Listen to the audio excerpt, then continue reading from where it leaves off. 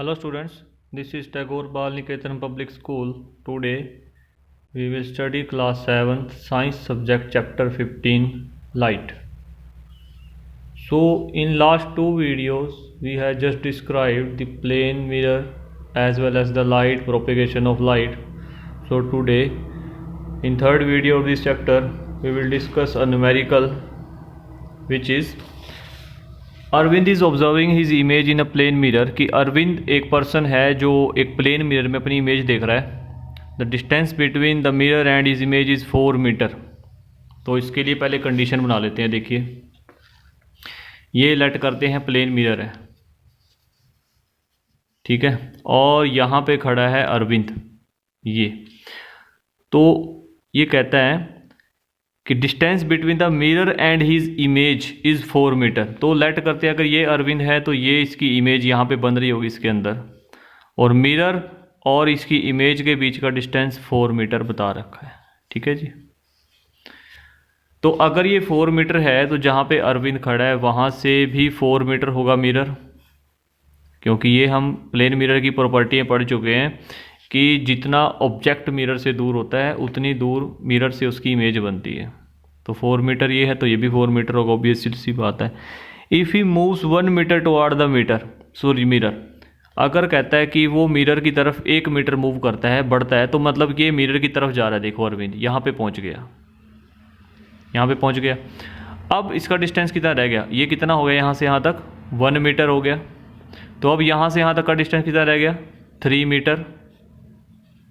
तो अब अरविंद यहाँ पे खड़ा है, दूसरी पोजीशन 3 मीटर पे है जो मिरर से इसकी पोजीशन, तो इसकी इमेज भी कहाँ बनेगी, यहाँ पे 3 मीटर पीछे बनेगी, यहाँ पे, क्योंकि इधर से भी 1 मीटर रिड्यूस हो जाएगा, ठीक है।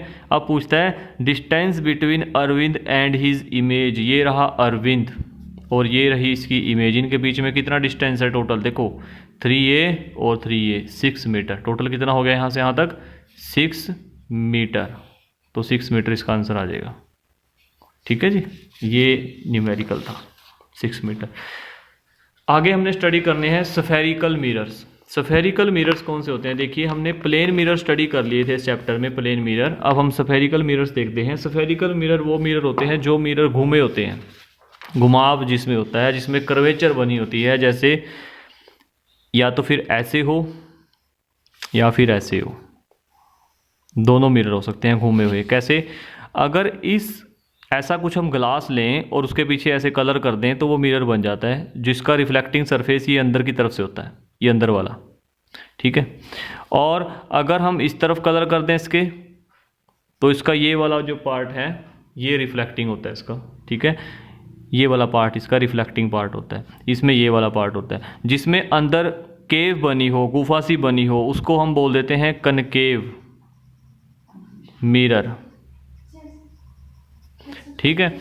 और जिसका ये बल्ज आउट होता है पार्ट, इसको बोल देते हैं कन्वेक्स मिरर, ठीक है। ये दोनों ही स्फेरिकल मिरर्स रहते हैं, इनको स्फेरिकल मिरर्स बोलते हैं कि ये वो रिफ्लेक्टिंग सरफेस होता है जो प्लेन मिरर से डिफरेंट होता है, ठीक है, और ये कर्व्ड होते हैं, घूमे होते हैं, ठीक है जी। इनको स्फेरिकल मिरर्स बोलते हैं। 2 तरह के होते हैं, एक कनकेव मिरर और दूसरा कन्वेक्स मिरर। तो कन्वेक्स जो कनकेव मिरर होते हैं, पहले कनकेव की बात करते हैं, उसको अगर देखें तो वो बेंट इन सरफेस होते हैं। जैसे आप एक अगर यहाँ पे स्पून लो तो स्पून का जो फ्रंट वाला पार्ट होता है, ये वाला आगे वाला पार्ट, ये कनकेव मिरर बताता है। और कन्वेक्स मिरर अगर देखना चाहो तो वो जो बल्जड पार्ट है, पिछले वाला पार्ट जो लास्ट ये इधर वाला पार्ट होता है, ये साइड जो है इस स्पून की, ये कन्वेक्स मिरर जैसे शो करता है, ठीक है।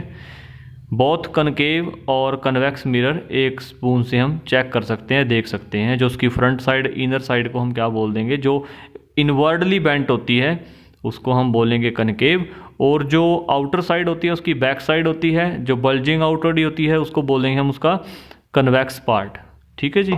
ये थे कनकेव मिरर और कन्वेक्स मिरर।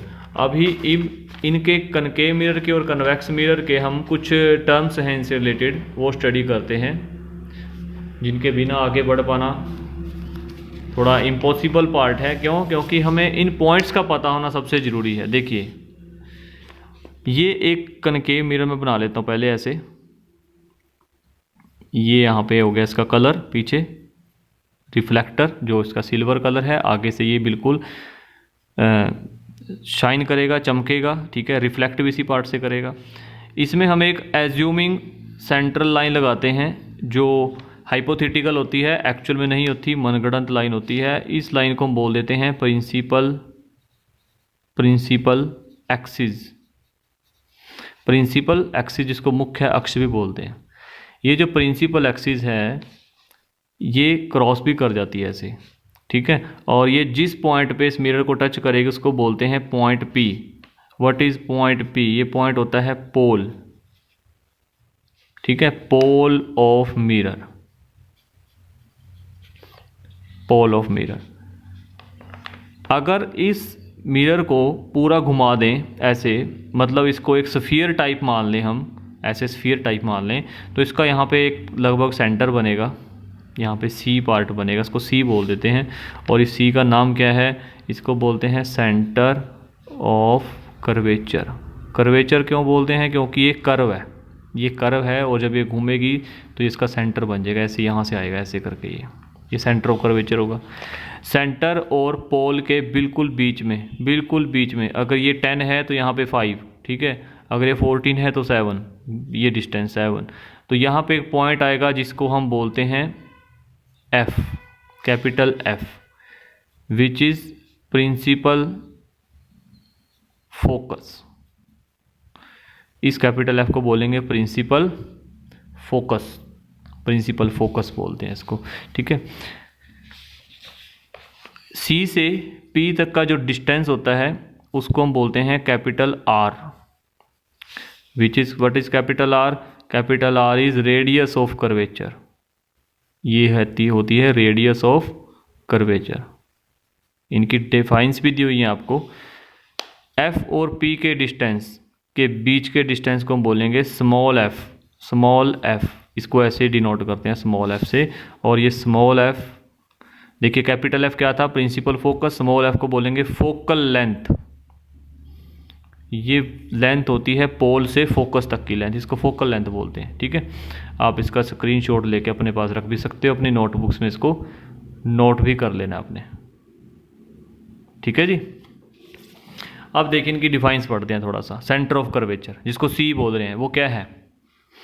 ये स्फीयर का सेंटर होता है कि अगर हम इस मिरर को स्फेरिकल मान लें, बिल्कुल एक वॉलीबॉल की शेप में जैसे बंद कर दें, तब ये इसका सेंटर हो जाएगा, उसको सेंटर ऑफ कर्वेचर बोलते हैं। सेंटर से पोल तक के डिस्टेंस को, मतलब जो सेंटर से P तक का डिस्टेंस होता है उसको हम बोलते हैं रेडियस ऑफ कर्वेचर, जिसकी डिफाइन दिया the radius of sphere of which mirror is a part is called radius of curvature. Pole क्या होता है? जो सेंटर है मिरर का, बिल्कुल ऐसे ये जो मिरर बना हुआ है इसका बिल्कुल यहाँ पे सेंटर है, इसको पोल बोलेंगे।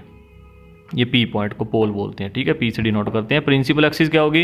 ये जिस पे सभी हमें सेंटर मिल जाएगा, फोकस मिल जाएगा, पोल मिलेगा, ये सभी जो एक ही लाइन पे होते हैं। और इस इमेजिनरी लाइन को, इमेजिनरी क्यों बोल रहे हैं? क्योंकि ये मनगढ़ंत लाइन होती है, एक्चुअल में नहीं होती। तो इस इमेजिनरी लाइन को हम क्या बोलते हैं? प्रिंसिपल एक्सिस बोलते हैं, ठीक है। आगे फोकस के बारे में थोड़ा सा इंफॉर्मेशन दी है। फोकस क्या होता है कनकेव मिरर का? ये वो पॉइंट होता है। अच्छा, हम यहाँ पे फोकस क्यों लेते हैं? हम यहाँ पे फोकस क्यों लेते हैं इसके बारे में बात करते हैं। दूसरा, अगर हम कन्वेक्स में लें, कन्वेक्स का C इस तरफ होगा, उसमें F यहाँ पे आएगा, यहाँ पे F होगा इसका, यहाँ पे, ठीक है। इस पार्ट को R बोलेंगे, कैपिटल R, और यहाँ से यहाँ तक के लिए स्मॉल f बोलेंगे, क्योंकि इसका जो स्फेरिकल पार्ट है वो इधर जाके बंद होगा तो इधर ही सेंटर बनेगा। तो इसके F और जो स्मॉल f और R जो है सारे इधर बनेंगे इसके, ठीक है। ये फोकस और ये फोकस एक्चुअल में हम डिफाइन कैसे करते हैं? देखो, इसको हम एक क्या से बताते हैं? एक इमेज फॉर्मेशन से बनाते हैं। अगर मान लीजिए ये एक कनकेव मिरर है और कहीं दूर से एक स्ट्रेट पैरेलल बीम आ रहा है लाइट का, प्रॉपर बीम आ रहा है लाइट का, ठीक है। जैसे वो कोई कार की हेडलाइट है वहाँ से आ रही है और उसके सामने हम कनकेव मिरर रख दें, तो ये पूरा जो लाइट है ये सारी की सारी एक ही पॉइंट पे कन्वर्ज हो जाती है। यहाँ से टकराएगी लाइट रेज और टकरा के एक पॉइंट पे चले जाएंगे। तो जिस पॉइंट पे टकराते हैं एक्चुअल में वही फोकस होता है, उसी सेंट्रल पॉइंट को हम फोकस बोलते हैं, जो हमें कहाँ पे ऑब्टेन होता है? यहाँ पे, यहाँ पे ऑब्टेन होगा। ठीक है, ऐसे ही अगर हम यहाँ पे लाइट जगाते हैं इसकी तरफ, यहाँ से फेंकते हैं लाइट को, तो वो लाइट इस तरफ मुड़ जाती है, टकरा के फैल जाती है। देखो अगर कन्वेक्स की बात करें तो इसमें लाइट जो है स्ट्राइक करके फैल जाती है, इसको बोलते हैं डाइवर्जिंग रेज। इसमें इनको कन्वर्जिंग रेज बोलते हैं कनकेव वाले में, और कन्वेक्स वाले में बोलें इसको डाइवर्जिंग रेज। जब ये डाइवर्ज हो जाएंगी तो ये इधर मिलेंगी नहीं कहीं पे, और हमें ऐसे मिलता हुआ दिखाई देगा, हमें मिलता हुआ प्रतीत होगा, इसीलिए इसका फोकस जो होता है वो यहाँ पे मिलता है, और इसको वर्चुअल फोकस बोलते हैं। सो कन्वेक्स मिरर को हम डाइवर्जिंग मिरर भी बोलते हैं क्योंकि ये रेज़ को डाइवर्ज कर देता है, और कनकेव मिरर को हम कन्वर्जिंग मिरर बोलते हैं क्योंकि ये रेज़ को एक ही पॉइंट पे कन्वर्ज करवाता है। कन्वर्ज मतलब मिला देना, फोकस करवा देना, और डाइवर्ज का मतलब होता है फैला देना, बट फोकस हमें उसमें मिलता है। बट इसका फोकस जो होता है वर्चुअल होता है, आभासी होता है, मीन्स एक्चुअल में नहीं बनता, क्योंकि जब एक्चुअल रेज टकराएंगी तब जाके रियल बनेगा। सो कनकेव में रियल फोकस होता है और कन्वेक्स का वर्चुअल फोकस होता है। नेक्स्ट वीडियो में हम इमेज फॉर्मेशन की बात करेंगे और इनके यूज़ पढ़ेंगे। Okay, thank you.